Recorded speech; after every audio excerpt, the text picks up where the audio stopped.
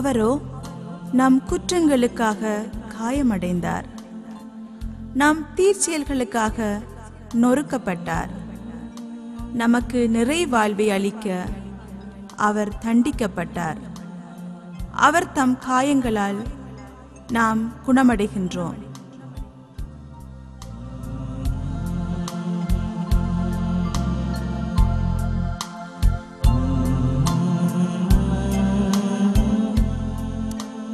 தேசிய கிறிஸ்தவ சங்கத்தின் அனுசரணையுடன் வழங்கப்படுகின்ற சிறப்பு பாஸ்கா நிகழ்வு. சிறப்பு பாஸ்கா வழிபாட்டிற்கு இவ்வானொலிகளினூடாக சந்திப்பதில் பெருமகிழ் அடைகிறோம். இந்நிகழ்ச்சியை தொகுத்தளிப்பவர் இலங்கை இறையியற் கல்லூரி விரிவுரையாளர் அருட்பணியாளர் அருளம்பலம் ஸ்டீஃபன். ஜெபத்துடனும் தியானத்துடனும் இந்நிகழ்ச்சியை கேளுங்கள், பயனடையுங்கள்.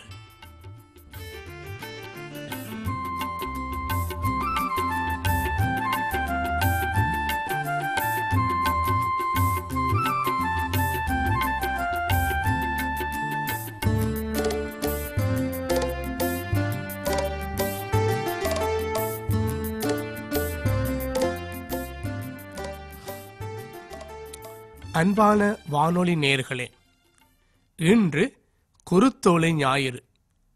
சிறப்பாக ஆண்டவர் இயேசு தமது பணியிலே எருசலேம் நகருக்கு அரசனாக சென்றதை நினைந்து கொள்ளுகின்ற திருநாள். அவர் பாடுகள் அனுபவிப்பதற்கு முன்பதாக தன்னை மகிமையின் அடையாளத்தினூடாக சென்றதை நினைந்து கொள்ளும் திருநாளே இந்த குருத்தோலை ஞாயிறு என்று சொல்லுவார்கள்.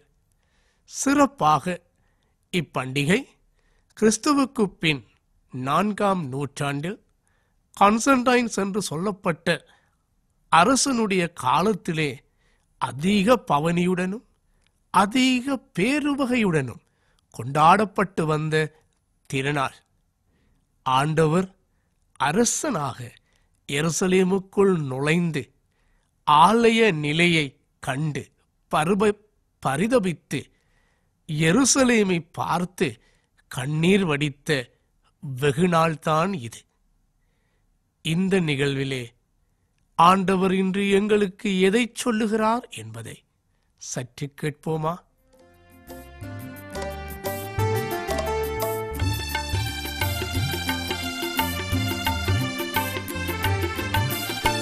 நகரிலிருந்து கதரும் மமது குரல் உம் காதில் விழவில்லையோ? உம் கருணை வரவில்லையோ? நகரிலிருந்து கதரும் மமது குரல் உம் காதில் விழவில்லையோ? உம் கருணை வரவில்லையோ?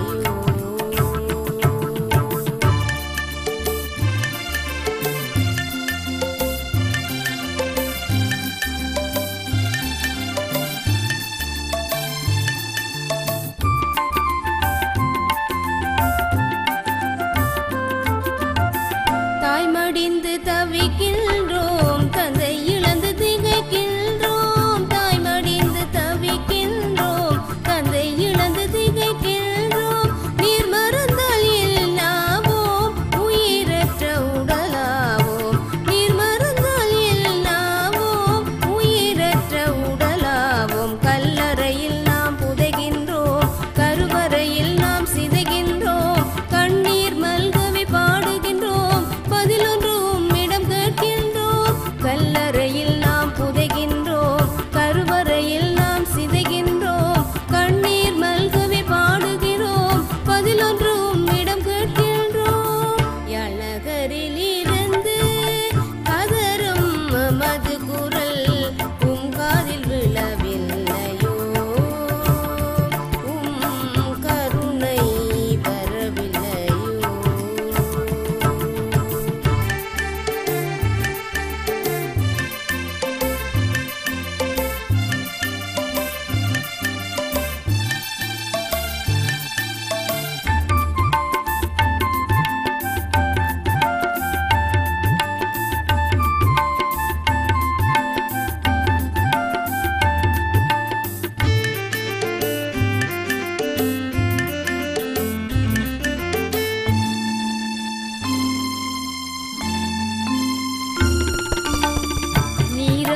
நீரமக்காய் மனுவானீர் நீரே எமது பலியானீர் நீரமக்காய் மனுவானீர் நீரே எமது பலியானீர் நிம்மதியை தேடுகின்றோம் நினைந்தே புலம்புகின்றோம் நீரமக்காய் மனுவானீர் நீரே எமது பலியானீர் நிம்மதியை தேடுகின்றோம் நினைந்தே புலம்புகின்றோம் இயற்கையின் அழிவில் வாழ்ந்து யுத்தத்தின் விளிம்பில் தவித்து இயற்கையின் அழிவில் வாழ்ந்து யுத்தத்தின் விளிம்பில் தவித்து வாழ்ந்திடவே துடிக்கின்றோம் வல்லவரே அருளை தாரும் வாழ்ந்திடவே துடிக்கின்றோம் வல்லவரே அருளை தாரும் கல்லறையில் நாம் புதைகின்றோம் கருவறையில் நாம் சிதைகின்றோம் கண்ணீர் மல்கவே பாடுகின்றோம் பதிலொன்று உம்மிடம் கேட்கின்றோம் கல்லறையில் நாம் புதைகின்றோம்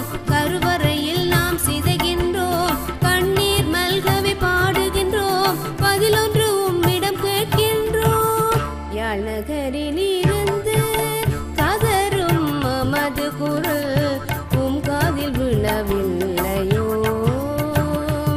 உம் கருணை வரவில்லையோ யாழ் நகரில் இருந்து கதரும் மது குரல் உம் காதில் விழவில்லையோ உம் கருணை வரவில்லையோ.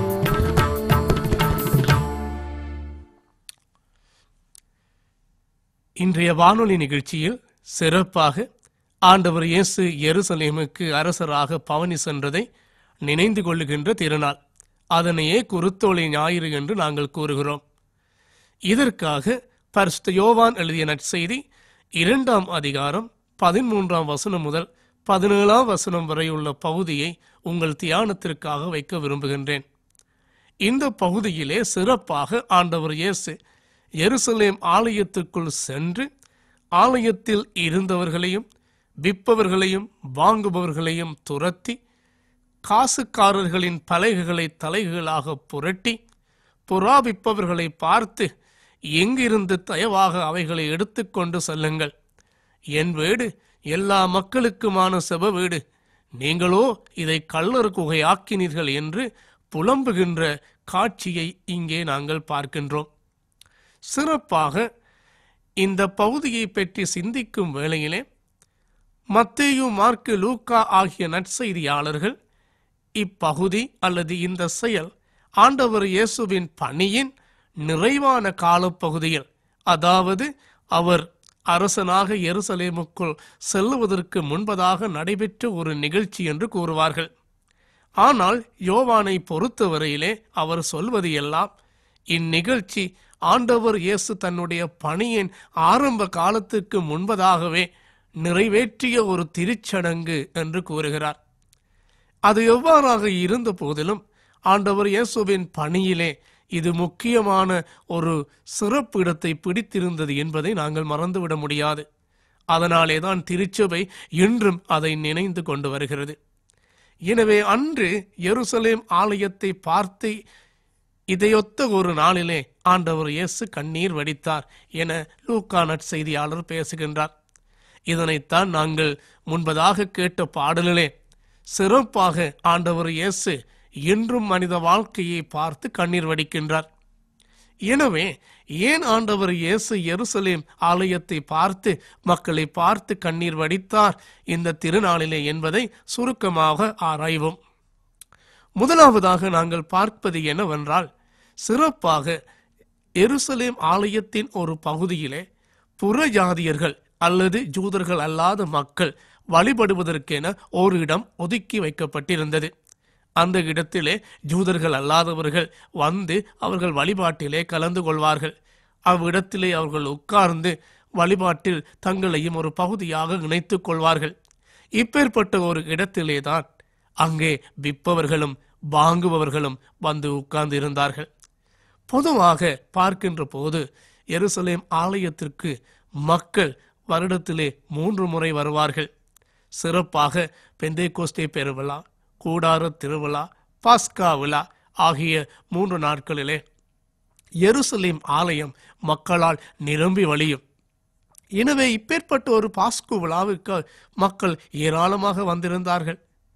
இத்தகைய ஒரு சூழ்நிலையிலே அங்கே தூர தேசத்திலிருந்து வருபவர்கள் பலிப்பொருட்களை கொண்டு வந்து பலி செலுத்துவது கடினமாக இருக்கும். எனவே எருசலேம் ஆலயத்திலே வந்து பலிப்பொருட்களை வாங்குவது அவர்களுடைய சாதாரண செயற்பாடாக காணப்பட்டது. எனவே அவர்களுடைய வசதி கருதி அங்கே ஆடுகள், மாடுகள், எருதுகள் மற்றும் ஏனைய பலிப்பொருட்கள் எல்லாம் அங்கு வைக்கப்படும். எனவே இப்பேற்பட்ட ஒரு இடத்திலேதான் அவைகள் வைக்கப்பட்டிருந்தன. புறஜாதியினர் மற்றும் ஜூதர்கள் அல்லாதவர்கள் வழிபடுகின்ற இந்த இடத்திலே, வழிபாட்டு இடத்திலே பலிப்பொருட்கள் நிரம்பப்பட்டிருந்தன. எனவே இதனூடாக அவர்கள் என்ன செய்தார்கள் என்று பார்த்தால், புற இன மக்களை வழிபாட்டிலே கலந்து கொள்வதிலே தடுத்து விட்டார்கள். புற இன மக்கள் வழிபாட்டில் கலந்து கொண்டு கடவுளுக்கு புகழை செலுத்துவதை இப்பலிகள் தடுத்து நின்றன. எனவேதான் ஆத்திரமுற்ற இயேசு சவுக்கை எடுத்து அந்த இடத்திலிருந்து அவைகளை அகற்றுகின்றார். என்னுடைய வீடு எல்லா மக்களுக்கும் ஜெப வீடு. எல்லா மக்களும் என்னை வழிபடுவதற்காக அவ்விடத்திலே வர வேண்டும். ஜூதர்களுக்கு மாத்திரமல்ல, எல்லா மக்களுக்கும் ஜெப வீடாக என்னுடைய ஆலயம் காணப்பட வேண்டும் என இயேசு போதிக்கின்றார்.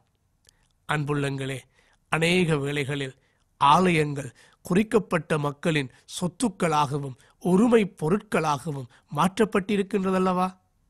இதை பார்த்துத்தான் ஆண்டவர் இயேசு கண்ணீர் வடித்தார்.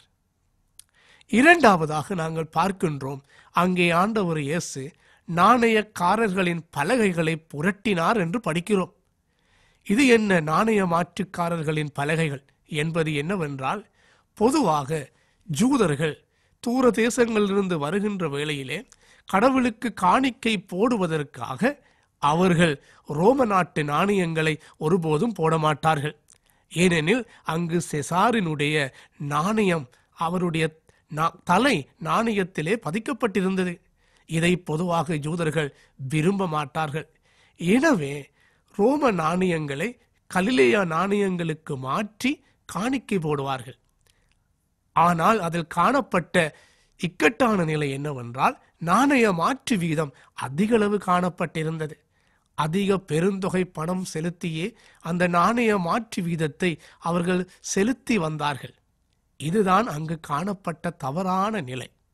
பொதுவாக ஏழைகளும் எளியவர்களும் தங்கள் ரோம நாட்டு நாணயத்தை கலிலேயா நாட்டு நாணயத்திற்கு மாற்றுகின்ற போது அதிகளவு நாணய மாற்று வீதம் செலுத்தியே காணிக்கைகள் போடப்பட வேண்டிய துர்ப்பாக்கிய நிலை காணப்பட்டது. இதனைத்தான் ஆண்டவர் கண்டிக்கின்றார்.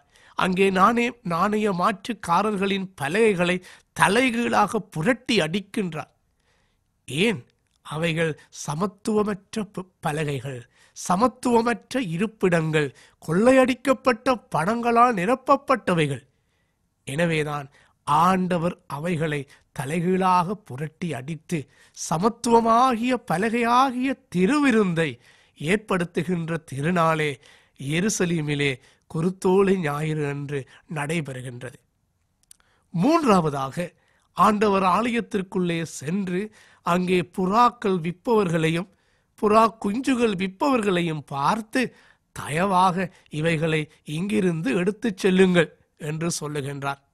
ஏன் இவற்றை மிகவும் அன்பாகவும் அமைதியுடனும் இந்த மக்களை பார்த்து இந்த இடத்திலிருந்து நீங்கள் எடுத்துச் செல்லுங்கள் என்று சொல்லுகிறார் என்று பார்க்கின்ற போது, ஏழைகள் எளியவர்கள் போடுகின்ற காணிக்கை அது. ஏழைகளும் எளியவர்களும் போடுகின்ற காணிக்கை பொருளாகிய புறாக்களையும் புறா குஞ்சுகளையும் அவர் எடுத்து அகற்றுமாறு சொல்லுகிறார்.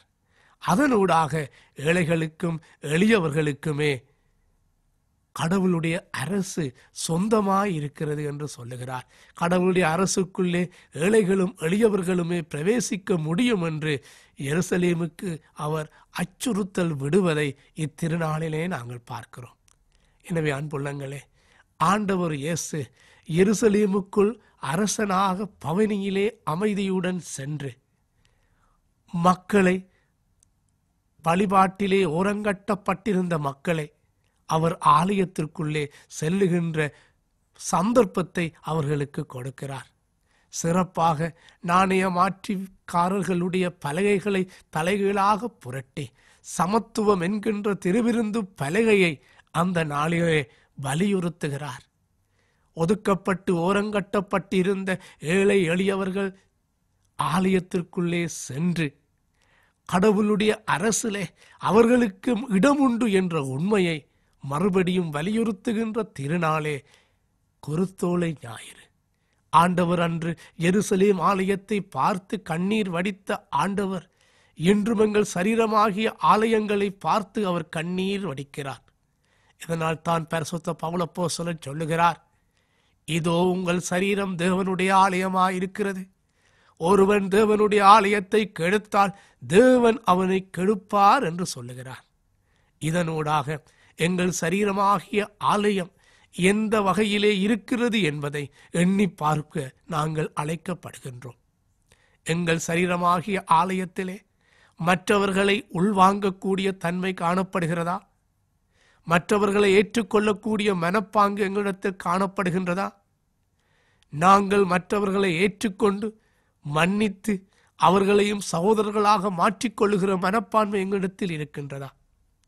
இதனால் தான் ஆண்டவர் மத்தேயு 5ஆம் அதிகாரம் 22 முதல் 24ஆம் வசனம் வரை உள்ள பகுதியிலே சொல்லுகிறார், நீங்கள் ஆலயத்திற்குள்ளே வந்து காணிக்கை செலுத்த முற்படுகின்ற போது உங்கள் சகோதரன் பெயரில் தவறு உண்டென்று நீங்கள் கருதினால் உங்கள் பலிப்பொருட்களை அங்கேயே வைத்துவிட்டு முதலிலே சென்று அவருடன் ஒப்புரவாகுங்கள், அவரை ஏற்றுக்கொள்ளுங்கள், அவருடன் உறவாடுங்கள், பின்னர் எனக்கு வந்து காணிக்கையை செலுத்துங்கள் என்று சொல்லுகிறார்.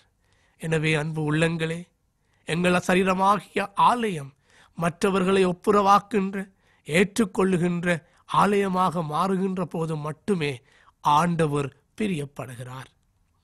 இரண்டாவதாக நாங்கள் பார்க்கிறோம், அன்று எருசலேம் ஆலயத்திலே சமத்துவம் காணப்படவில்லை. சமத்துவமற்ற பலகையை ஆண்டவர் தலைகீழாக புரட்டி சமத்துவ பலகையாகிய திருவிருந்தை ஏற்படுத்தினார். இன்று எங்கள் சரீரமாகிய ஆலயத்திலே சமத்துவம் இருக்கின்றதா? ஏழை பணக்காரன், படித்தவன் பாமரன் என்ற பேதங்கள் அன்றி எல்லோரையும் சமத்துவமாக ஏற்றுக்கொள்ளுகின்ற மனப்பாங்கு என்னிடத்தில் இருக்கிறதா என்று எண்ணி பார்ப்போம். மூன்றாவது நிறைவுமாக, எவ்வாறு என் சரீரமாகிய ஆலயம் கடவுளுடைய அரசுக்கு அடையாளமாக மாற வேண்டும் என்பதை எண்ணி பார்ப்போம். எனவே குருத்தோலை ஞாயிறிலே அரசனாக எருசலேம் மாளிகைக்குள்ளே சென்ற எம்பிரானாகிய ஆண்டவன் சமத்துவத்தை ஏற்படுத்தினார். எல்லோரையும் உள்வாங்கும் பண்பை ஆலயத்திற்குள் ஏற்படுத்தினார். எல்லோருக்கும் கடவுளுடைய அரசு சொந்தமாகும் என்ற உண்மையை பறைசாற்றினார். அதே உண்மையை எங்கள் சரீரமாகிய ஆலயத்திற்குள்ளும் எங்கள் திரு அவைகளுக்குள்ளும் எடுத்துச் சென்று சமத்துவமான, ஏற்றுக்கொள்ளக்கூடிய, அன்புள்ள சமூகத்தை உருவாக்குவதே குருத்தோலை ஞாயிறு எங்களிடத்தில் எதிர்பார்த்து நிற்கும் செய்தியாகும். எனவே இவற்றை செய்வதற்கு வேண்டிய அருளையும் ஆற்றலையும் வேண்டி கடவுளிடத்திலே பிரார்த்தனை செய்வோமாக. ஜெபம் செய்வோம். அரசனாக எருசலேமுக்குள் நுழைந்த எங்கள் ஆண்டவர் ஆகிய இயேசுவே, நீர் எருசலேம் ஆலயத்திற்குள்ளே அங்கு சென்று எல்லோரையும் உள்வாங்கும் பண்பினையும் சமத்துவ பண்பினையும் கடவுளின் அரசின் விழுமியங்களையும் விதையாக விதைத்தீரே, உமக்கு நன்றி. நாங்களும் இன்ற குருத்தோலை ஞாயிறிலே எங்கள் சரீரமாகிய ஆலயத்திற்குள்ளும் எங்கள் திரு அவைகளுக்குள்ளும் எல்லோரையும் நாங்கள் உள்வாங்கவும், சமத்துவத்தை நாங்கள் ஏற்படுத்தவும், கடவுளுடைய அரசை நாங்கள் விதைக்கவும் எங்கள் ஒவ்வொருடைய உள்ளங்களையும் இல்லங்களையும் தயார்படுத்தியருளும். நீர் சிறப்பாக தந்திருக்கிற இந்த திருநாளிலே உம்மண்டை நாங்கள் கிட்டிச் சேரவும், ஆண்டவரே, நீர் எங்களுக்கு அருளுகின்ற ஆசிகளை நாங்கள் ஏற்று அதற்கேற்ப உமக்கு வாழவும் எமக்கு அருள் பொழிந்தலும். இறைமைந்தன் இயேசுவின் பாதம் பணிந்து தாழ்மையுடன் ஜெபிக்கிறோம் பிதாவே, ஆமேன்.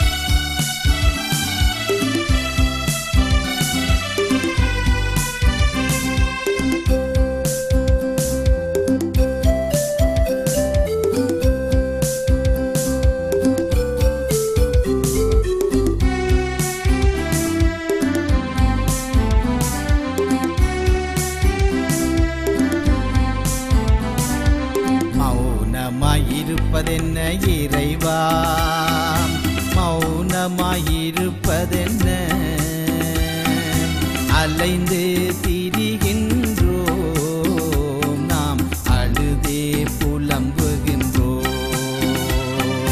மௌனமாயிருப்பதென்ன இறைவா, மௌனமாயிருப்பதென்ன?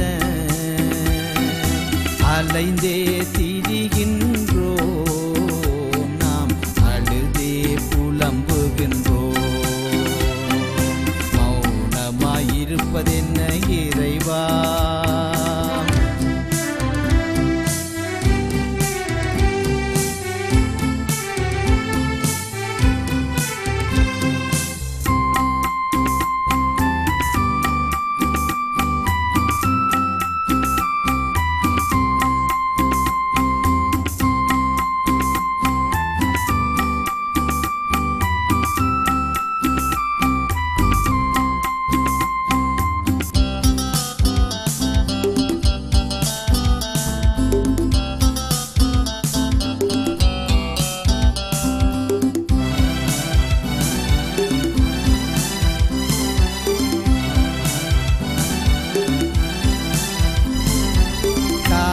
கதிரவன் நீ விழியாதிருப்பதென்ன, கூவும் குயிலினம் நீ கூவாதிருப்பதென்ன, பேசும் கிளியே நீ பேசாதிருப்பதென்ன, ஆலய மணியே நீ ஒலியாதிருப்பதென்ன?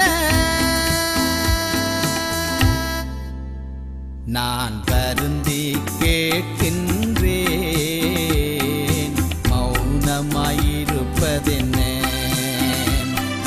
வருந்தி கேட்கின்றேன், மௌனமாயிருப்பதென்ன? மௌனமாயிருப்பதென்ன இறைவா?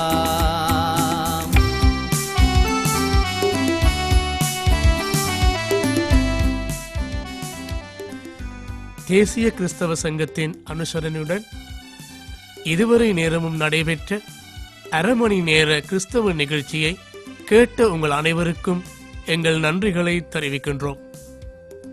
சிறப்பான இந்த விசேட நிகழ்ச்சியை ஒளிப்பதிவு செய்தவர் அப்துல் ரசாத், இணைப்பாளர் ஒஸ்கார் ஷரோன் ஆகிய அனைவருடனும் இந்த நிகழ்ச்சி தொகுப்பாளராகிய அருளம்பலம் ஸ்டீஃபன் ஆகிய நான் உங்களிடமிருந்து விடைபெறுகின்றேன். மறுபடியும் இன்னுமொரு நிகழ்ச்சியில் சந்திக்கும் வரை இயேசு கிறிஸ்துவின் ஆசி உங்கள் அனைவருடனும் நிறைவாய் தங்குவதாக. ஆமென். மழலை செல்வமே நீ பேசாதிருப்பதென்ன? நான் கெஞ்சி கேட்கின்றேன், மௌனமாயிருப்பதென்ன? நான் கெஞ்சி கேட்கின்றேன், மௌனமாயிருப்பதென்ன? மௌனமாயிருப்பதென்ன இறைவா?